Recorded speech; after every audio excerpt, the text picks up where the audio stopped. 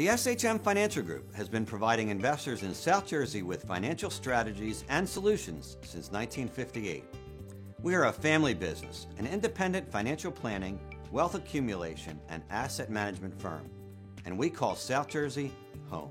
More information is available at shmfinancial.com. This is South Jersey showcases all that we love about our communities. We are proud supporters of this show and NJTV. Funding provided by Rutgers University in Camden, helping to move forward South Jersey's innovation economy. Rutgers offers its students a world-class research faculty and a personalized campus environment. More information is online at camden.rutgers.edu. You may think you know New Jersey. You may think you know how we dress and how we talk, how we argue with our husbands and then get drunk on the boardwalk. But that's really not who we are. There's so much more to South Jersey.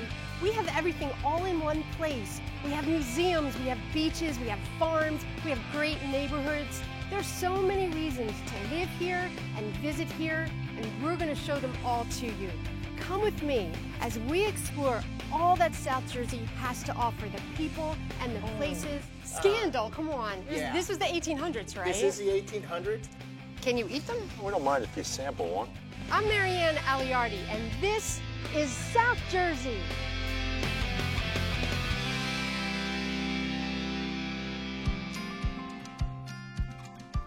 Today is the Strawberry Festival. I'm at Johnson's Corner Farm in Medford. Families have been coming here for years because there's so much fun you can have. You can get on a hay wagon and go out into the fields and pick whatever is in season. You can have your birthday party here. You can go into the barnyard. There's so much to do. One of the most popular things to do is take a hayride out into the fields and pick strawberries. That's what I'm going to do with Eric Johnson, whose family owns the farm. Eric, how many acres are there? Well, the Medford farm is 110 acres, but in 2013 we bought our second farm at Locust Hall out in Springfield Township. And that's 314 acres. Why did you build a second farm? You didn't have enough to do here? My brother's family and my family all wanted to be involved, so we decided to start a second Find operation. something for them to do. Absolutely. So how many Johnsons are there? There's about 15 of us that are involved in the farm. My mom, who's 89, still doing sign work, all the way down to my youngest son, 16, helping out with the CSA. Oh my gosh. And you grew up on the farm? I grew up right You there. lived on the farm? Lived right there in the house. You can take a hay wagon out to the fields pretty much year-round to pick whatever is in season. Sugar snap peas, cherries, blueberries, and of course, pumpkins in the fall. You pay by the pound for what you pick. How do I figure out what I should be picking? Picking strawberries isn't rocket science. You want to pick the ripest, reddest ones. Okay. Check the bottom, make sure you don't have a green spot before you take it off. Oh, these are nice. And okay. the redder it is, the tender it's going to be, so you want to pull real careful. Look at that one. Oh, it's beautiful. That's a good one. That's a great one. This little one here, I wouldn't pick time. that one. Right, Yep. right, okay. I would think kids would love it because it's kind of like you're going on a treasure hunt. Absolutely. And you're It's looking for... love picking. And they're such a great color when you find them. Yeah, very rewarding. Yeah. Can you eat them? No, we don't mind if you sample one. But Okay, sample. That's what I'm gonna do. Oh my gosh. Can I sample 10? Or is it just, we just keep them? They're really good. They're really good. Do people come here and they just spend the afternoon picking? Well, it's different. We have different kinds of customers. Some come for the entertainment value, and they're going to pick a quart or two, and some come and pick 4 or 5 flats. If you come out on a beautiful day and you just go down the line and pick strawberries. Oh, it's a fun day. Yeah, it's very therapeutic. It's very calming. We are done picking and we found the perfect strawberries. So we're heading back to meet the farm's executive chef, Scott Reddy. We're going to make something with these beautiful strawberries. What are we making? We're going to make a strawberry lattice pie. I don't think I've ever heard of a strawberry pie. Is that unusual, or am I just It is unusual. It is? Yeah, okay. Usually people are mixing with rhubarb and stuff because strawberries contain so much water and they break down. We've got this started. That's good, thank you. We have our fresh dough rolled out here. Right. We got in our tin. Okay. Then we have the strawberries from the farm really here. Good. Here we go. We're starting with a ½ cup of sugar, adding a 1/3 cup of brown sugar, a 1/4 cup of cornstarch, and 2 tablespoons of fresh lemon juice. Scott stresses that fresh ingredients are best. Top it off with a pinch of salt to bring out the flavor, and we are set. Why does a farm have a chef? Because they are growing tons of beautiful produce. Yeah. It needs to be consumed. They could just put out strawberries and apples and pumpkins Sure. and just sell that. Absolutely. But you're taking it to another level. Like everything they do here, they try to give people more options. So a lot of people come here and they're picking tons of strawberries to go home and make their own jam and jelly for the family. Right, not like this. Some people want to see different things they can do with the strawberries. So we're making strawberry wagon wheel, strawberry bruschetta. We're even putting strawberry in our guacamole. I have an idea. We just put vanilla ice cream in the bowl because That look would at that. work. Yeah, Oh it's got some gosh, beautiful that color, would be doesn't it? So good. So I know one of the things you do is a farm-to-table dinner. Yeah, we've done that for, I believe, this is going to be our 3rd year doing it. I try to change the menu as much as, obviously, it's always whatever's in season, and we use all Jersey produce, and I use all Jersey proteins as well. Yeah. So we work with other farms that are growing different beef and, pork and different things like that. Yeah. We've done pork belly, we've done black bass, beef, short ribs, all kinds of different stuff. The pie is filled, and it's time to lay the crust. Chef cuts half-inch strips that we lay 3 across, intertwining as we go. It's a pretty simple process, and we seal the crust with a fork along the edges.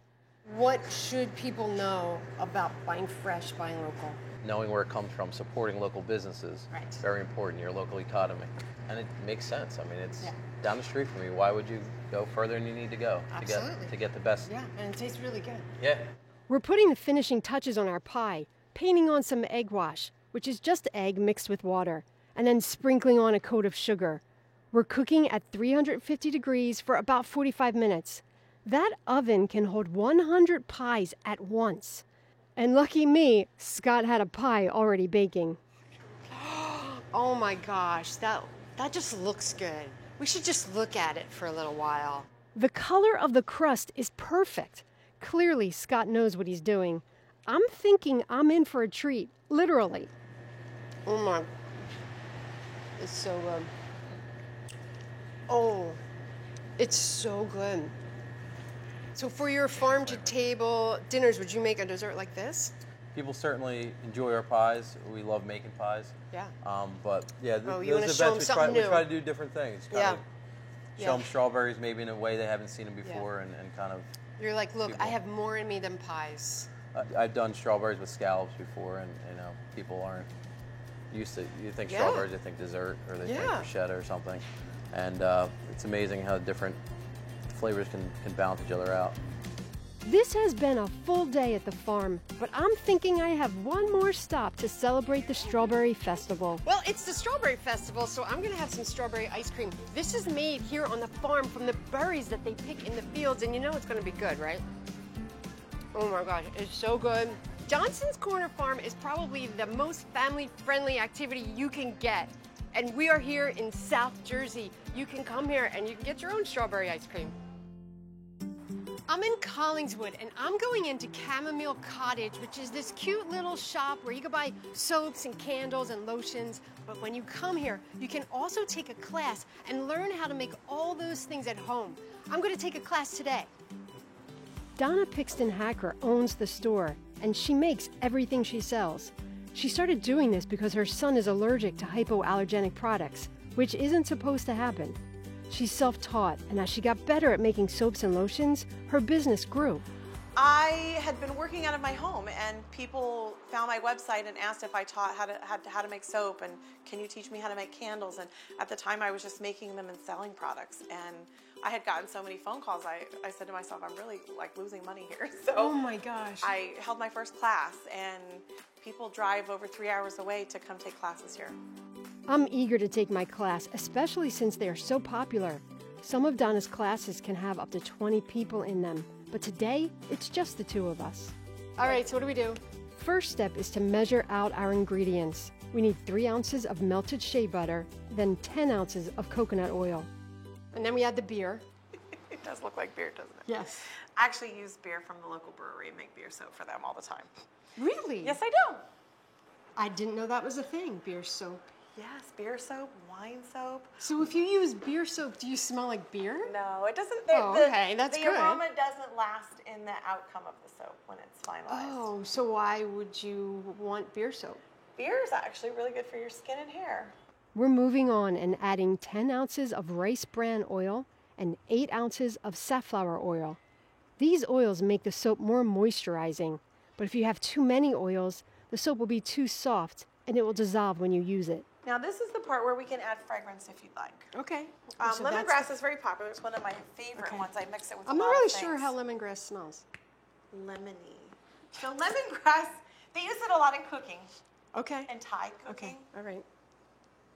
It's very strong. It's a little green. There's a little bit of a Yes. hint of green, but very lemony. Yes. Yeah, this is a very nice organic one. This one's our lavender. It's an Yeah. organic lavender Yeah, from yeah. France. Well, there you go. Yeah, I like that. That's pretty. Okay, great. That's pretty.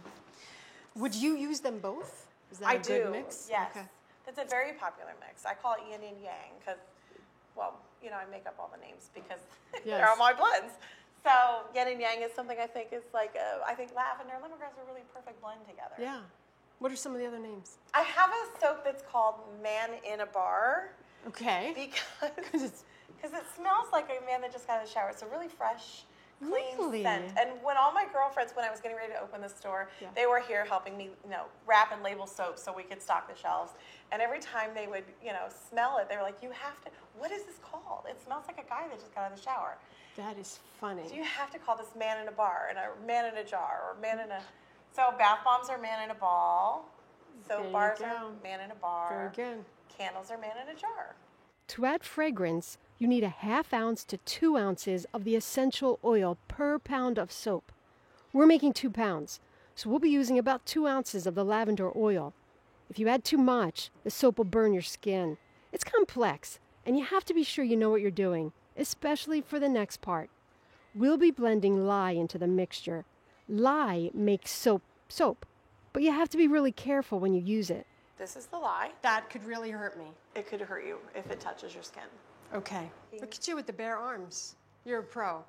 I'm Well, I'm totally not- covered up. I'm about to put a scarf on. I'm very happy you're covered up. Safety. Yeah, me Safety too. first. Donna is adding 12 ounces of distilled water with 4 ounces of lye. So Okay. it's off and on. Don't pull it out.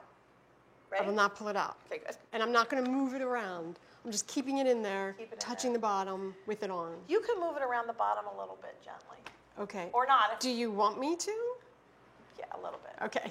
I want you to do a little bit. All right. Ready? You Yes, ready? ready. Okay. Is it going to splash up? No. Okay. No, you've got this.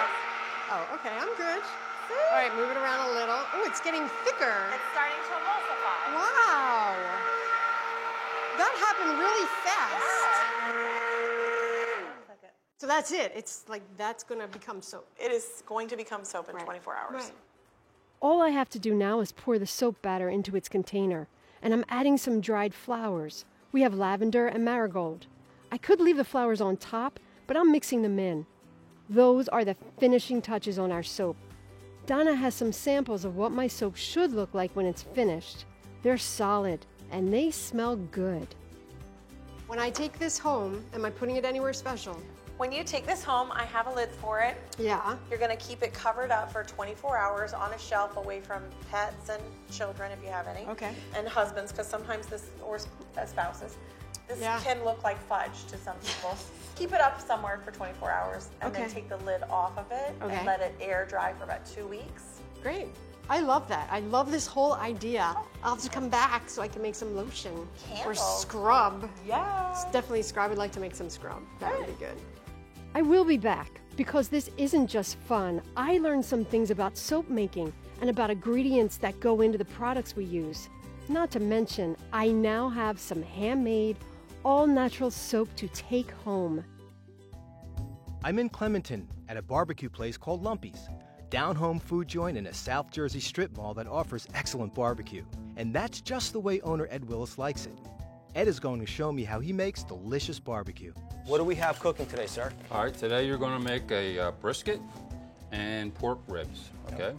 This is what's known as a nose-off brisket, which is trimmed, all right? And this is what's known as a St. Louis rib. As you can see, it's cut so it's equal length, equal size, equal width. This is our seasoning, brown sugar, regular sugar, different spices in there. I've been doing this for 20-some years and it just never gets old to me. But I'll eat ribs and, you think being the owner of this restaurant that all I would do is, eat them, but I don't eat pork 3-4 months and I'll sit down, I'll eat them and say, damn, they still taste good, you know what I mean? Of course. It brings you back to the first time. You say, well, I can't get over it. They still taste the way I remembered it, so. Where did you get the name Lumpy's? It's a great one. Yes, when I was younger, my uncle and my father, that was my nickname because I was a little chubby back then, not like I am now. But they used to call me Lump Lump.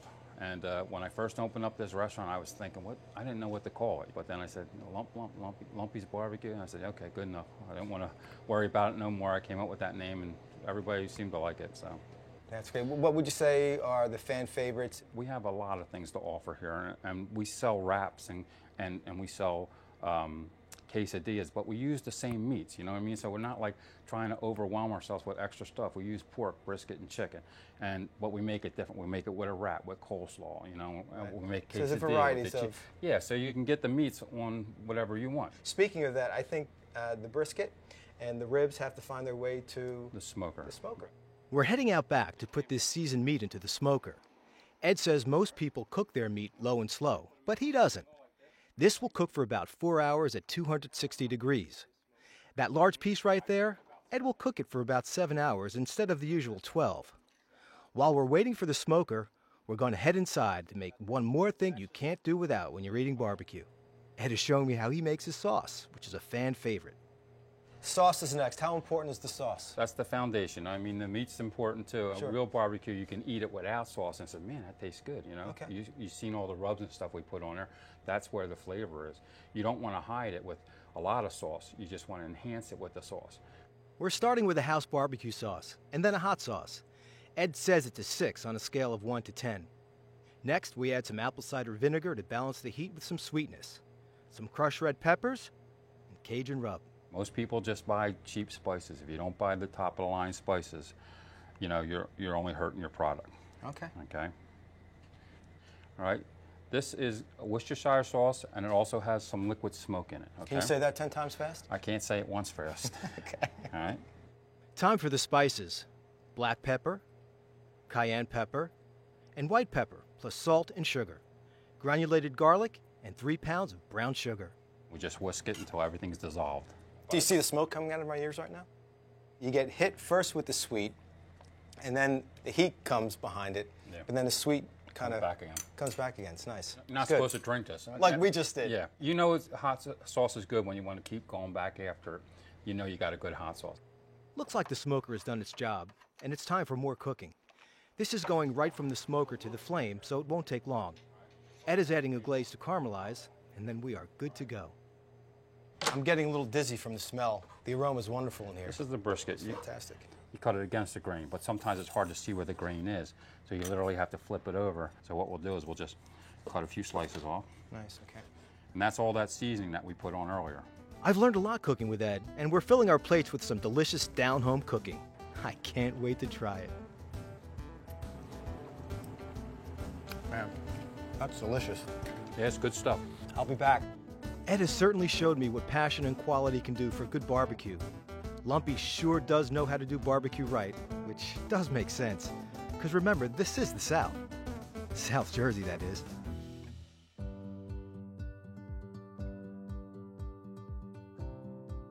I'm at historic Smithville Park in Burlington County. It is beautiful here. There is a park, 312 acres, where you can hike. There's lots of trails. You could picnic, you could canoe. What I'm standing in is the historic section. This used to be an 1800 industrial mill village. There is so much to see. You could spend a day here. I'm doing that, and I'm starting with a tour. I'm meeting tour guide Eric Orange, who's going to fill me in on some of the history of the village. This is the mansion. Who lived here? This was a home of Hezekiah Smith and his wife Agnes. Yes. And they kind of built this utopian village for their workers.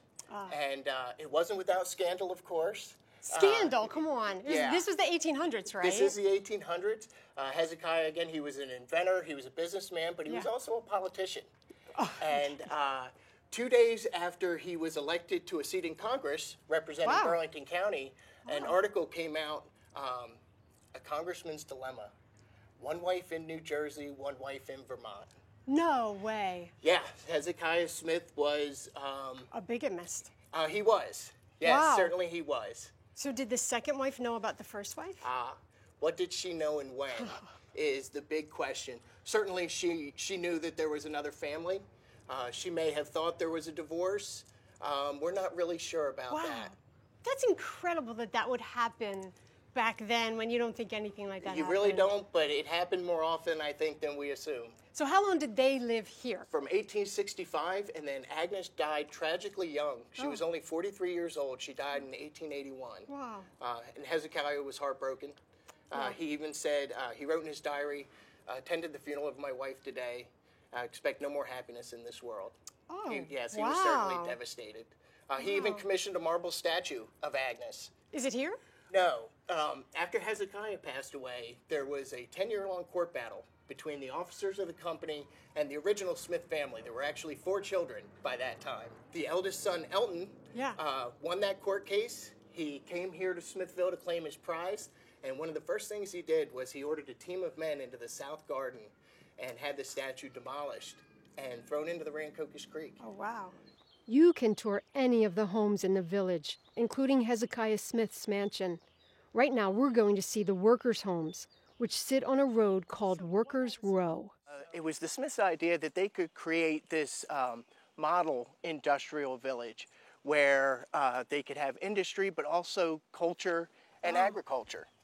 There was a farm across the street that provided for the food needs of the village. There was the bandstand for the H.B. Smith Military Brass Band. Wow. Certainly every self-respecting thousandaire back in the 1860s had to have one.